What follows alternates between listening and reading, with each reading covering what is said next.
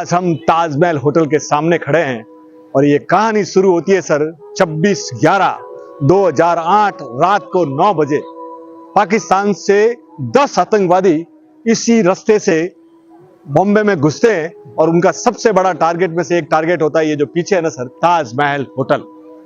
रात को 9 बजे वो अंदर घुसते हैं। उस समय 500 गेस्ट अंदर ठहरे हुए थे, 600 गेस्ट अंदर अपने ड्रिंक्स, खाना और कॉफी पीने आए हुए थे और उन सबको संभालने के लिए 600 स्टाफ थे।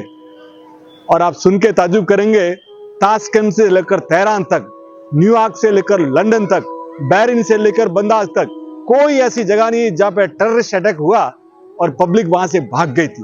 ये पहली बार था कि वहां सुन के ताजुब करेंगे कि 600 के 600 पूरे के पूरे यही रुक गए, जबकि उनको इन एंड आउट मालूम था कि किधर से जाया जाता है। और सबसे बड़ी बात तो जो यहाँ पे शेफ रसोइये थे ना, उनको मालूम था वो 20 सेकंड में बाहर जा सकते हैं। और एक खूबसूरत बात ये हुई कि उस समय जो टेलीफोन ऑपरेटर बाहर गए हुए थे वो भी अंदर आए। अंदर आके उन्होंने सब गेस्ट को संभाला कि आप रात को लाइटें बंद कर दीजिए, कि चाबी अपने हाथ में रख लीजिए, यानी पूरा, और सबको पानी की व्यवस्था पूरा का पूरा वो उनको संभाल रहे थे। उस समय मिस्टर कांग थे इसके जनरल मैनेजर। उनके फादर ब्रिगेडियर, रिटायर्ड ब्रिगेडियर रह चुके थे। उन्होंने उनको कह के भेजा था कि कभी भी है ना, अपने से ज्यादा अपने गेस्ट का ध्यान रखना। उस अटैक में उनकी 2 बच्चे और उनकी पत्नी ये 6ठे माले पे सर शहीद हो गए थे, पर उन्होंने गेस्ट का पहले ध्यान रखा। आप सुन के ताजुब करेंगे सर कैसे स्टाफ रहे होंगे। यहाँ के शेफ्स जो रसोइये होते हैं जो 20 सेकंड में जा सकते हैं, उन्होंने ह्यूमन चेन बनाई और 157 लोगों को पीछे से निकालना चालू किया। ये बात दोनों टेररिस्ट को मालूम पड़ गई और वो दोनों टेररिस्ट जब दौड़ के आए ना, तो साहब उन्होंने अपने कस्टमर्स को बचाते बचाते 6 शेफ्स ने, 6 रसोइयों ने अपनी जान दे दी थी सर। और एक मल्लिका करके लेडी थी, उन्होंने भी कम से कम 57 लोगों को बचाए। ऐसा स्टाफ आप सुन के ताजुब करेंगे।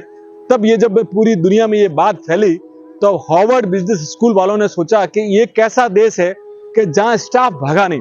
तब वो यहाँ पे स्टडी करने के लिए आए टाटा में, और टाटा की रिक्रूटमेंट पॉलिसी को चेक किया कि ये लोग कैसे हैं।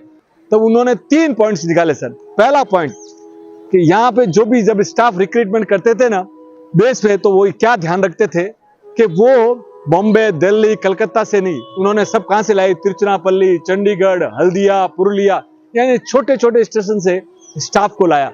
क्योंकि छोटे स्टेशन में आज भी है ना सर, हिंदुस्तान के संस्कार है। सेकंड, उन्होंने जब भी गए ना कॉलेजेस में, यूनिवर्सिटी में, ये नहीं पूछा कि ये ग्रेड कितना है, ये फर्स्ट आया कि सेकंड आया। उन्होंने ये पूछा कि ये बच्चे जो है, ये बच्चे अपने माता पिता की सेवा करते हैं कि नहीं करते, ये अपने गुरुजनों को सपोर्ट करते हैं कि नहीं करते, यानी एटीट्यूड देखा।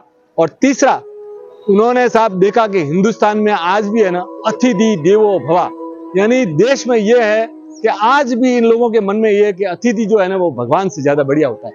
कि जब वो यहाँ से देख के गए ना, तो उन्होंने बोला पूरी दुनिया में ऐसी मिसाल आपको कहीं देखने को नहीं मिलेगी। इसीलिए बोलते सर जय हिंद। भारत जो है ना, हिंदुस्तान जैसा कोई दुनिया में देश नहीं है सर। और टाटा के स्टाफ को और टाटा को सर नमन करते हैं। Thank you.